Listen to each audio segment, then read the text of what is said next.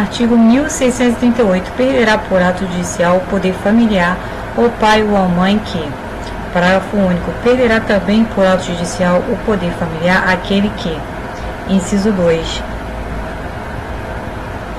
Praticar contra filho, filha ou outro descendente, a linha A. A linha B.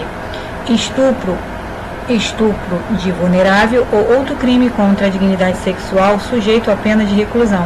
Título 2 do Direito Patrimonial, subtítulo 1 do Regime de Bens entre os Cônjuges, capítulo 1. Disposições Gerais. Artigo 1639. É lícito aos nubentes, antes de celebrado o casamento, estipular quanto aos seus bens os que lhe aprouver. Parágrafo 1º. O regime de bens entre os cônjuges começa a vigorar desde a data do casamento. Parágrafo 2º. É admissível a alteração do regime de bens mediante autorização judicial em pedido motivado de ambos os cônjuges, apurada a procedência das razões invocadas e ressalvados os direitos de terceiros. Artigo 1640. Não havendo convenção ou sendo ela nula ou ineficaz, vigorará quanto aos bens entre os cônjuges o regime da comunhão parcial. Parágrafo único. Poderão os nubentes, no processo de habilitação, optar por qualquer dos regimes que este Código regula. Quanto à forma, reduzir-se-á a termo a opção pela comunhão parcial, fazendo-se o pacto antinupcial por escritura pública nas demais escolhas. Artigo 1641. É obrigatório o regime de separação de bens do casamento.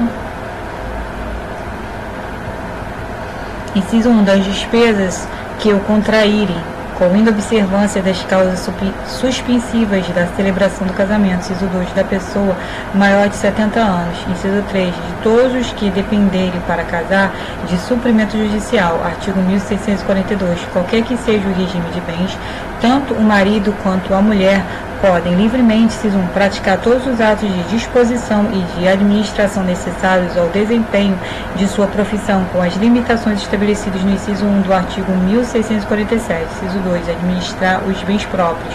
Inciso 3, desobrigar ou reivindicar os imóveis que tenham sido gravados ou alienados sem o seu consentimento ou sem suprimento judicial. Inciso 4, demandar a rescisão dos contratos de fiança e doação ou a invalidação do aval realizados pelo outro cônjuge como infração do disposto no inciso 3 e 4 do artigo 1647.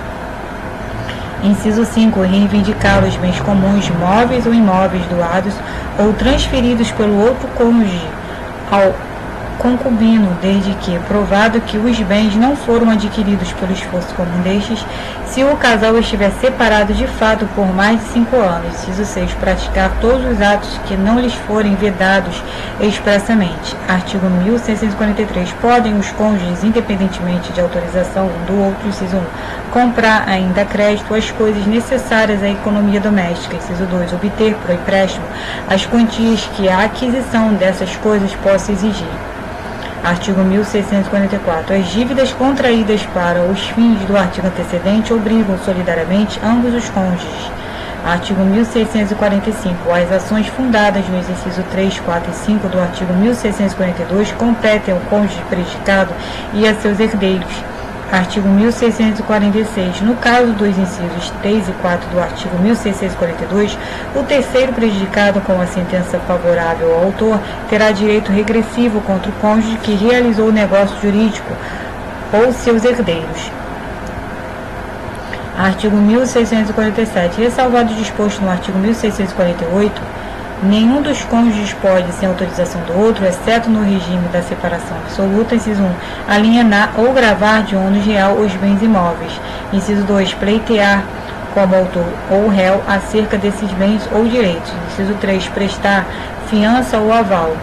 Inciso 4, fazer doação não sendo remuneratória de bens comuns ou dos que possam integrar futura meação.